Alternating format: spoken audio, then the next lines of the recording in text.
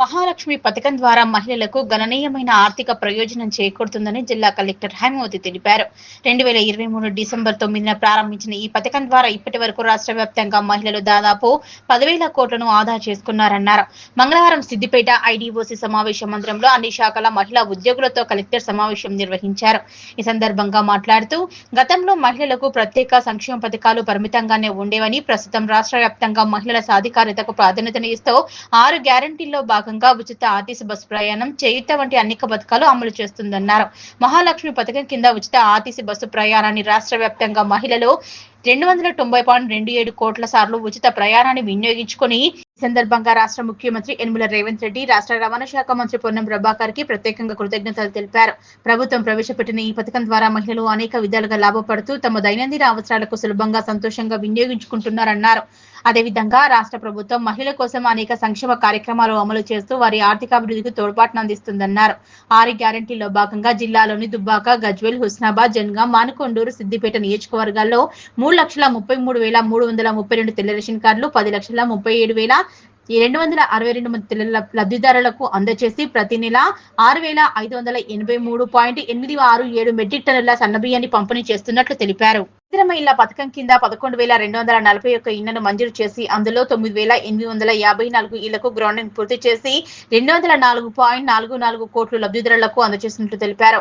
మహాలక్ష్మి పథకం ద్వారా 1,79,860 గృహాలకు గాను 22.83 కోట్లతో గ్యాస్ సిలిండర్లు అందజేస్తుండగా, గృహజ్యోతి పథకం ద్వారా 2,06,627 గృహాలకు 98.09 కోట్లతో 200 యూనిట్ల ఉచిత విద్యుత్ అందిస్తున్నట్లు పేర్కొన్నారు. రైతు భరోసా పథకం ద్వారా జిల్లాలో 3,20,379 మంది రైతులకు 355.68 కోట్లు అందజేసినట్లు తెలిపారు. అలాగే మహాలక్ష్మి పథకం ద్వారా జిల్లాలో మహిళల ప్రయాణాలకు 333.89 కోట్లు ఖర్చు చేసినట్లు వివరించారు. జిల్లాలో జరుగుతున్న ప్రజాపాలన ప్రగతి ప్రణాళిక కార్యక్రమంలో మహిళలు తమకు లభించిన ప్రయోజనాలను ప్రజలకు తెలియజేసి సంక్షేమ పథకాల సద్వినియోగానికి తోడ్పడాలని కలెక్టర్ పిలుపునిచ్చారు. ప్రభుత్వం అమలు చేస్తున్న పథకాలను మరింత మందికి చేరువ చేయడంలో మహిళలు కీలక పాత్ర పోషించాలన్నారు. ఇకపై సిద్దిపేట కలెక్టర్ కార్యాలయం ముందుగా వెళ్లే అన్ని డిపోల ఆర్టీసీ బస్సులు ఇన్కమింగ్, అవుట్ గోయింగ్ సమయంలో ఆఫీస్ ముందు ఆగేలా ఆర్టీసీ అధికారులు ఆదేశాలు జారీ చేస్తామని హామీ ఇచ్చారు. ఈ సందర్భంగా పథకం లబ్ధిదారులు మాట్లాడుతూ ఉచిత బస్సు ప్రయాణం ద్వారా పిల్లల విద్య, పెద్దల వైద్య అవసరాల కోసం ప్రయాణ ఖర్చులను ఆదా చేసుకోవడం సాధ్యమైందని తన అనుభవాలను పంచుకున్నారు. ఈ కార్యక్రమం చివరిగా పలువురు మహిళలను కలెక్టర్ సత్కరించారు. ఈ కార్యక్రమంలో డిఆర్డీఓ జయదేవ్ ఆర్య, జిల్లా సంక్షేమాధికారి శారద, జిల్లా వ్యవసాయ శాఖ అధికారి స్వరూపారాణి, ఉద్యానవన శాఖ అధికారి సువర్ణ తదితరులు పాల్గొన్నారు. నమస్కారం. ఈ రోజు అంటే మహిళల కోసం, గతంలో మహిళల కోసం ప్రత్యేక కార్యక్రమాలు మనకు ఉండే కాదు కాబట్టి మనకి ఈ గవర్నమెంట్ లో మనకి మీ అందరికి కూడా 6 గ్యారంటీస్ ప్రభుత్వం అమలు చేయడం కోసం అనేక రకమైన సంక్షేమ కార్యక్రమాలను ప్రవేశపెట్టడం జరిగింది. దానిలో భాగంగానే మనకి మహాలక్ష్మి గ్యాస్ సిలిండర్, అలాగే గృహజ్యోతి మనకి ఫ్రీ కరెంట్ 200 యూనిట్స్ ఇవ్వడం కానీ, రైతు భరోసా, ఇందిరమ్మ ఇల్లు, ration card, free bus, so ఈ రకంగా చేయూత పెన్షన్స్, ఇలా అనేక రకాలుగా ప్రభుత్వం అనేక రకాల మహిళలకి ఉపయోగపడే అనేక రకాల పథకాలని ప్రభుత్వం ప్రవేశపెట్టడం జరిగింది. దీనిలో ముఖ్యంగా మీరందరూ కూడా ఫ్రీగా అంటే ఏంటి, సో మహిళలందరూ కూడా ఈ పథకాన్ని ఉపయోగించుకున్నారు. మీ అందరికీ తెలుసా ఈ ఫ్రీ బస్సు ప్రభుత్వం ఏ రోజు నుంచి లాంచింగ్ చేశారు, ఎప్పటి నుంచి మీరు అందరూ ఉపయోగించుకున్నారు, ఐడియా ఉన్నారు కదా. 9 డిసెంబర్ 2023 నాడు ప్రభుత్వం ఈ పథకాన్ని లాంఛనంగా ప్రారంభించడం జరిగింది. ఆనాటి నుంచి ఈనాటి వరకు నిరాటంకంగా ఈ ప్రభుత్వంలో మీరందరూ కూడా అంటే ఏంటి, కోట్ల లక్షల మంది కాదు, కోట్ల మంది, దాదాపుగా మన జిల్లాలో చూసుకుంటే కనుక 8,66,000 ట్రిప్పుల్లో మహిళలు ఈ సౌకర్యం ఉపయోగించుకున్నారు. 333,89 రూపాయలు ప్రభుత్వం మన జిల్లాలో మహిళలు ఫ్రీ బస్ ఉపయోగించుకున్న సందర్భంగా గవర్నమెంట్ తెలియడం జరిగింది. ఫ్రీ బస్ అంటే ఇప్పుడు టీజీఎస్ఆర్టీసీ కార్పొరేషన్, ఒక ఇండిపెండెంట్ సంస్థ. సో ఈ సంస్థకి ప్రాతినిధ్యం వహిస్తున్న మన మినిస్టర్ గారు, రాష్ట్ర మినిస్టర్ గారు కూడా మన జిల్లా వాసులు మనందరికీ సంతోషదాయకం కదా. పొన్నం ప్రభాకర్ సార్ తెలుసు కదా. కాబట్టి మహిళలకు ఇదే కాకుండా మనకి ఎంతమంది అంటే ఏంటి, కేవలం ఏదో బయటకు పనులు ఉంటేనే కాదు, పనులు కల్పించుకొని వెళ్తున్న వాళ్ళు ఎంతో మంది ఉన్నారు కదా. అంటే గతంలో అంత అవకాశం లేదు, ఫ్రీగా లేదు కాబట్టి మనీ ఉంటేనే మనం పని ఉంటే తప్పనిసరిగా మాత్రం వెళ్తుండేవాళ్ళు. ఇప్పుడు మనకు ఫ్రీ బస్సు వచ్చిన దగ్గర నుంచి మహిళలు వాళ్ళు అనేక రకాల అవసరాలని ఎక్కడికైనా వెళ్ళాలి, గుడికి వెళ్ళాలనే వెళ్తున్నారు, బంధువుల ఇంటికైనా వెళ్తున్నారు, లేకపోతే ఎక్కడైనా మనకి మంచి మంచి కార్యక్రమాలు జరుగుతున్నా కూడా మీరందరూ కూడా ఎక్కడికైనా వెళ్ళగలుగుతున్నారు. కాబట్టి ఏంటి, రెగ్యులర్ ఎంప్లాయీస్ అంటే రెగ్యులర్ గా వాళ్ళు వాడుకుంటూ ఉన్నారు, డైలీ వాడుకుంటూ ఉన్నారు. పిల్లలు స్కూల్లో జాయిన్ చేశారు, కాలేజీలో జాయిన్ చేశారు, హాస్టల్లో జాయిన్ చేశారు.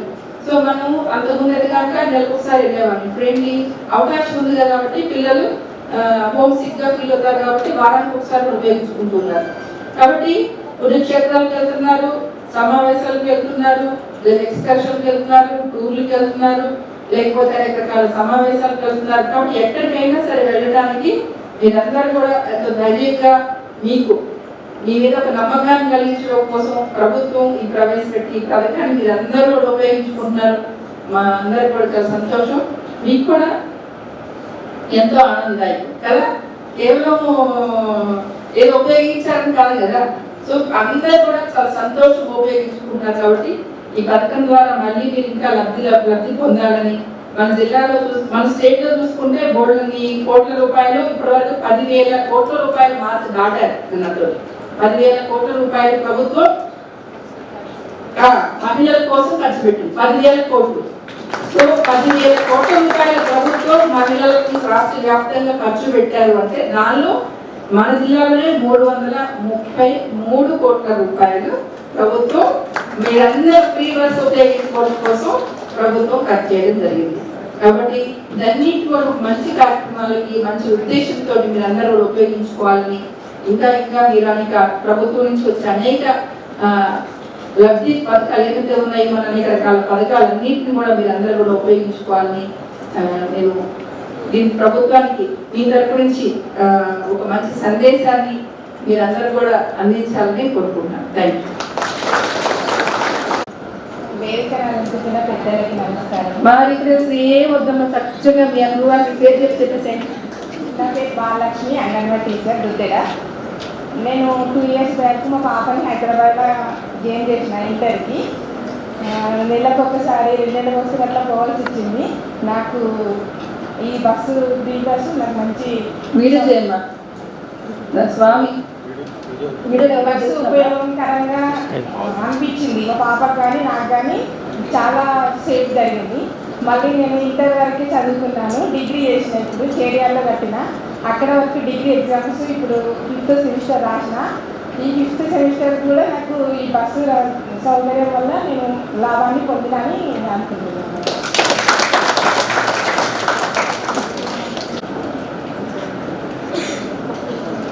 మా కొడుకుని ఎస్ఎస్ఆర్ హాస్టల్లో జాయిన్ చేసాను 3 సంవత్సరాల క్రితం.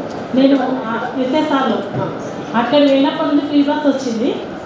ఒక 5-6 వేలు మినిమం 7,000 అయినా తగ్గింది, అదే ఫీజు కట్టేసినాను. నేను ఫస్ట్ నుంచి లెక్క చేసిన, ఇది లెక్క చేసిన 1,500 సార్ వల్ల కట్టేసిన.